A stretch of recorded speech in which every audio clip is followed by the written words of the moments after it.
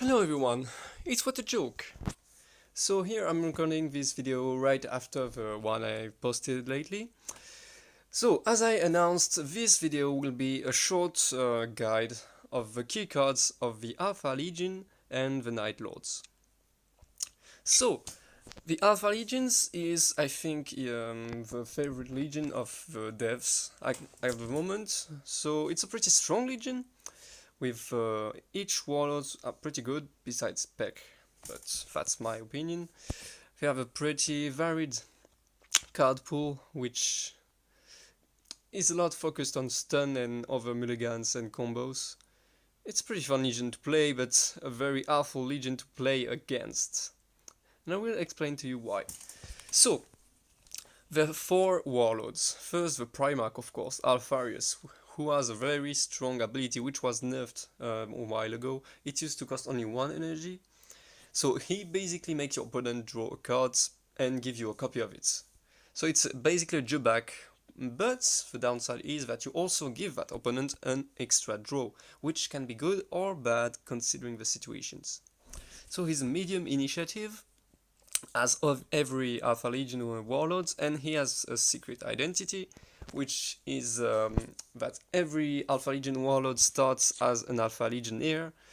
I don't know if a card is here. No, they didn't add it. So they start as an Alpha Legionnaire, which can create traps like these cards: Enemy Within, False Flags, Node Gamma Order, Hydra Dominatus, and Seeds of Betrayal.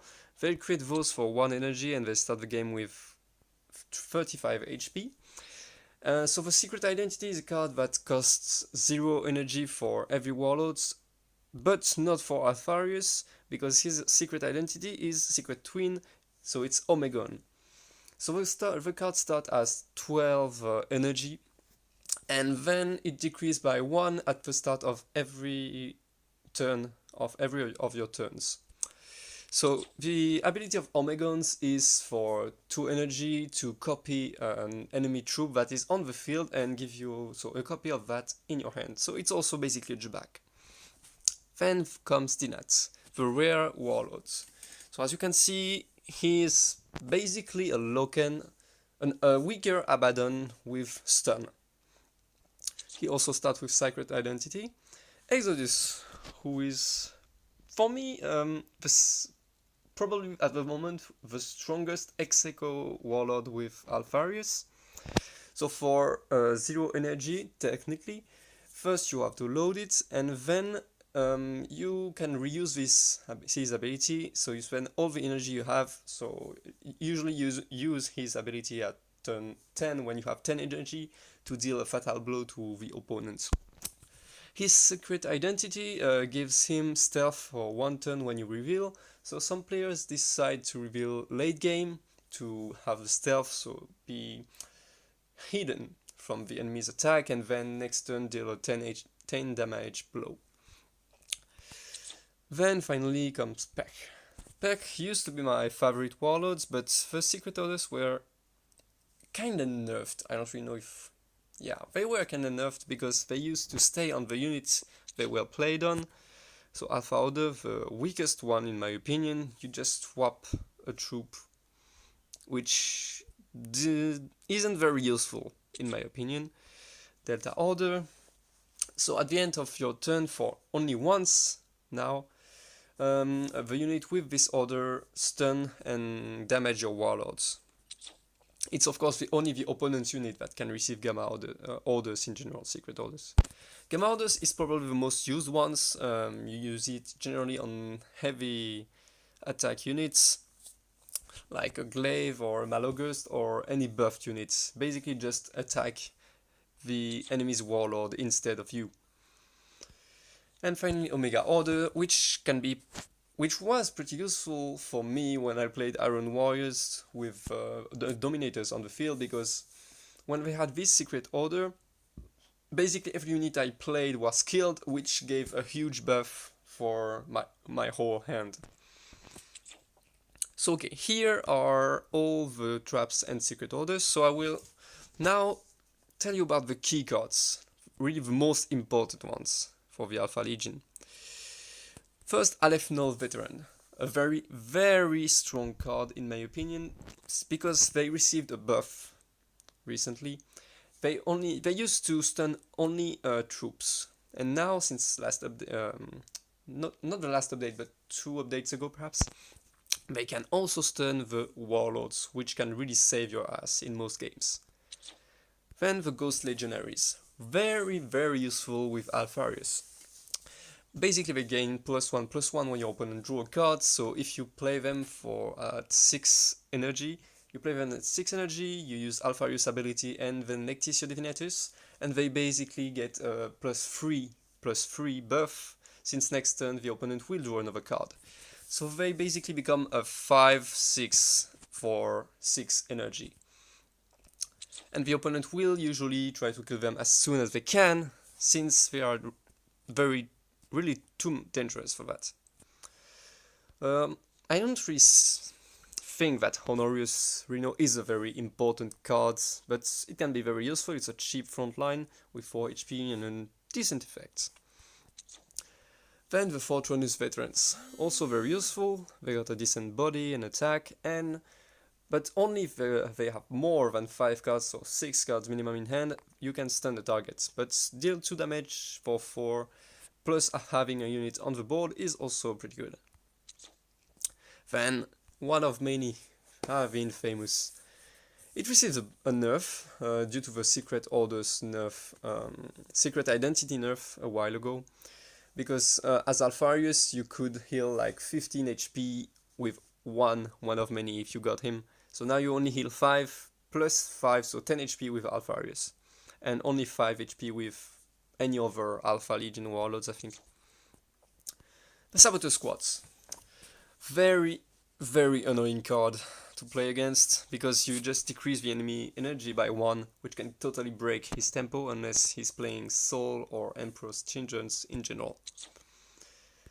The Headhunters, which works a bit like the Veterans, the Fortronus Veterans. If enemies has 5 cards, it gains stealth. So it's a bit weak, I would say, against the Joker Squad, because it will get 3 damages and then most likely get only to attack once, then get killed next turn. But it's still a very strong unit. The Lambda Thunderhawk. This will save your ass more than once.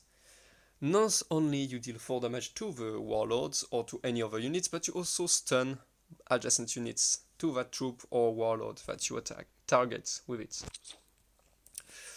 So Pale Spear, it's not really a key card, but it can mulligan pretty heavily with Orbital Base. If you have a full hand, you can deal basically 9 damages to the enemy warlords. So it can be really strong. Efreet, it's a low body because they don't want it to be too OP, but it's still really good. Only 1 energy for 4 damages to the warlord and has stealth. It's kinda OP. The Instruments, this card. This card is the reason for why you usually are careful about how you place your units while you play against the Alpha Legion. Because if you target, for example, a Malogust with a Band Strike round, with basically 12 attacks next to your warlords, you will get Malogust stunned, and he will deal 12 damages to your warlords or any other unit next to it. So it's a very, very dangerous card. I think, before the Howling, Cavalers is also pretty useful against stun an enemy and then on rally, and then any enemy troop for 2 energy. I think it also can stun the warlord, I'm not really sure about that. So it can be pretty useful. And then Score. For a lot of people, Score is one of the strongest legendary, and it's true, because for 9 energy you have a 9/9 troop, which deals 3 damages to warlord and stun his whole board, which can really save your ass lots of times. The Harrowing. The Harrowing used to be really a pain in the ass when Alpharius' ability only costed 1, and it got nerfed because it used to cost only 8 energy. So it deals as many damages as the enemy cards in their hands. So basically you can, when playing Alpharius, deal an average of 6 or 7 damages to the whole board of the enemy for 9 energy, which is really strong, and even deal 9 or 10 damages if you manage to get them there. And last, the Glaive. I wouldn't say it's one of the key cards of the Alpha Legion, because the game usually ends up before you reach 10 energy, or it's too high costed troops, but it can be really useful and can stop the enemy from using the Conqueror when playing against Angeron, and force him to take a 10 damages attack right away, unless he has double breach, or crack grenades, but it's very unlikely at this time of a game. Okay, so I think I've said about everything concerning the most useful Alpha Legion cards. The 2 energy and 3 energy, mainly the 2 energy cards, are not that useful. The Sleeper Operative can be annoying, but I don't consider it to be that good, in my opinion. So okay, this ends for the Alpha Legion. One of my favorite Legion, and I managed to get Alpharius yesterday on 1st April. Thanks Des for that. Then the Night Lords. So, I don't have every card for them, as you can see. I only got Sevatar and Maldwin. Their Primarch is currently one of the strongest warlord of the game, even though the Night Lords card pool isn't that strong, really. I would say that Curse is the strongest warlord, then Sevatar and Maldwin are at the same level, and Malkarion comes last. So, for the warlord, Maldwin received a buff, but that buff isn't enough, because he used to deal 2 damages, and if the troop targeted by his ability died, it gave can't attack to the adjacent units. But now every unit hit by his ability is basically stunned, technically, because he can still use his ability if he has one. But even with starting with an extra card, a low initiative 30 HP warlord is pretty weak, especially considering the Iron Night Lord's card pool. Then Sevatar, the first captain, probably one of my favorite characters in the Horus Heresy novels. I hope he will receive a buff soon, because right now he's not good enough. His ability is interesting on paper, but in game you need a lot of tactics to clear the enemy units and basically use him as an aggro warlord. Malkarion, who was added during the events of the Night Lords, captain of the 10th Company for those who read the Night Lords Omnibus by Aaron Debsky-Bowden. You most likely know him under his Dreadnought's appearance. So his ability is basically just give +2 attacks to a friendly troop. So he's a bit like Bile, but in a weaker version. And then Curse. Curse. 40 HP, high initiative, a 10 energy Whisper, technically, and a very good ability. Give -1 attack and can act again. So usually people use him as an aggro warlord too. They just go face and after using his ability almost every turn, and just keep constant damage to you while killing your board with terror units. So off we go for the key cards. First comes Dirty Fighter. It gives your warlord sneak attack and you draw a card, which is very useful, but I wouldn't advise you to use it at the start of the game. Then the Reckoned Claw. So this Reckoned Claw will help you a lot, because they will allow your units with terror to kill basically any other units or low attack units easily in one turn. So no, they cannot give fast, sadly, of course, but it's still very strong. And not that much, because they only have 3 HP, so they can be cleared by a satellite or endurance or else. Curse of Foresight may not be one of the key cards, but it's still very useful since it draws 3 cards. Sorry if you can see the night mode. And the downside is that you gain 1 damage for every tactic you draw. So this is a pretty useful unit. It's a bit like Ghost Stones, but it can allows you to kill low attack frontlines units. With flank, it's a decent unit for me. Mercy and Forgiveness, very useful with Maudrin, Sevatar and Conrad. Sevatar because you can deal 6 damages direct to the Warlord, enemy Warlord, while only receiving 4. Maudrin because you can use his ability twice, so stun 2 units at the same time. And Curse, well, just because it's Curse. And especially if he reaches his Madness form, he can deal 4 damages to any units and then go stealth, and he can be a real pain in the ass. Nostromo, so just give counter-attack to all the enemy board, and you draw a card for 3 energy. What? I couldn't understand if you didn't like this card. Then Rule of Fear, the bane of salamanders and death guards. You can use it to wipe out Jabak, Mortar Carrier, First Wave, or any salamanders unit with Survivor, but with only 2 attacks, like Atok, Abideni, Roshan Squad, and others. So it's very useful, only for 3 energy. Then, some people consider a Talent for Murder another very strong card of the Night Lords, but personally I don't really like it.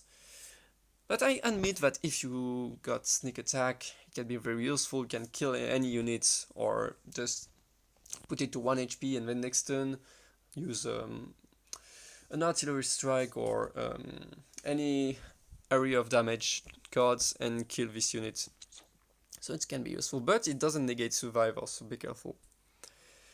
Then, Night Raptors are alright, I would say, but not that good. The Tenebral are much more useful, unstoppable, and gain fast if you have no other troops for 4 attacks and 3 HP. So it's basically a... what can I say? Buffed Goldstone? Well, more or less. You got the idea. Androshek, also a very strong legendary with terror, stealth, and gain +2 attacks when an enemy unit dies. So when you play this as Curse, starting first against let's say a Typhus or Mortarion, well, any Death Guard Warlord, if they use First Wave, you play Rule of Fear next turn and you basically get a +6. So you reach 10 attack with Andros turn 5 or 6. Which can be very, very useful and strong against the enemy. Then, all the other 5 costs aren't that good, in my opinion. The Night Scythes are pretty meh, because you have to kill a troop, even of one of your troops, to play them, which can be really counterproductive and useless. The Reapers of Kaldrak, though, are really very, very strong. For 6 energy, you got a Terror Troops 5-6, a vehicle that stun the enemy Warlord. For an Agron, basically it's awful. You kill anything that goes on the board while stunning him if you got the Recon Claw out. A very useful card, especially since the Melgator nerf. Curse Chosen also. This one comboing with... you usually combo it with Rule of Fear too. Just -2 to every enemy units, and then Rule of Fear you just wipe the whole board. It's very strong. It's counterbalanced by his low HP between brackets for 7 energy. But it's a really good card. And Spectre of Judgment. I usually pack 2 of these in any of my Nightlord decks. You destroy a troop and deal 2 damage to adjacent units. What can't you like about that? And then, about the very, very useful cards, I wouldn't say Vakran is that strong, but with the Recon Claw, it can be really devastating, or Recon Claw or the card that Deep Strike, yeah, that gives flank to real troops in hand, it just gets +2 attack after it attacks. And it's a vehicle with frontline for 8 energy. I don't see really any downside to it. And finally, the Raven. Alastor Rashal, a Raven god traitor that got captured by the Night Lords and tortured, who then joined Sevatar after his purge of the Night Lord command center. It's simple, really. A 9 energy 8/8 with fast. Simple, efficient, deadly. Just like the Night Lords. And then the Night Hunter, so it's the Madness form for Curse. It's his Whisper. It costs 10, no cost reduction. You gain stealth, heal 8 HP and gain sneak attack. Here. And with the Battle Honor, if you kill any unit with the Night Hunter form, you get stealth for 1 turn. And it can really screw up your enemy if you play it right. So, okay, I think I've said everything I wanted to say about those two legions. So I hope that video was useful for you and interesting, and for any noobs between brackets that join the game. I hope it will help you understand a bit about how these legions must be played and which cards you most likely need if you want to be efficient with them. So goodbye and see you another time.